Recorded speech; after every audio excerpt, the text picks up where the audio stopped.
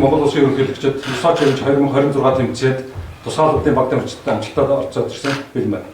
Тэр зөвхөн батлан асуултад хурдаад Mongolia, who will now go boxed.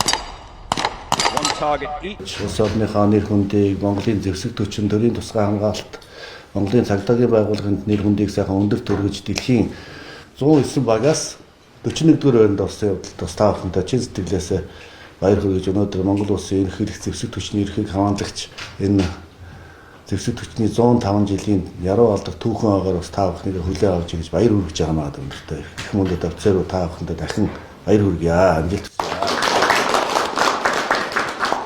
Ерөнхийдөө Юсаа Челленж 2026 тэмцээнд хэмжээний бэлтгэлтэй 11 сараас гараад ерөнхийдөө 3 сарын хугацаанд бэлтгэлээ хийж чадсан байна.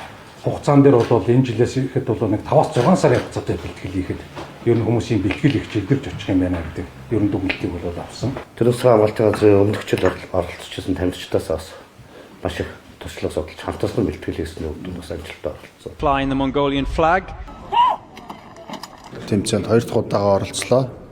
Тэгээ өмнө жилийн хувьд бол бид нэр дөнгөж танилцж байгаа тий анх удаага оролцож байгаа гэдгээр жоохон стейжний дадлага сургалт их дутуу байсан. Энэ жил бол нэлээд түлхүү тэд нар дээр ажиллаж оролцсон байгаа.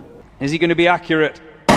Yes is the answer, so the assaulters can get away. Ингээд 1 минут, 2 минут, 3 минутанд даалгаврууд нь яваад байгаа боловч дэлгэцээр харах нэг өөр, дотор нь ороод гүүхүүд бол тэнд хүнээс гарч болох ерөөсөө бүх тэр хорд хөөч төсвөр цэц ерөөсөө бүх юмыг авахал замбаа бүх юмыг шаарддаг.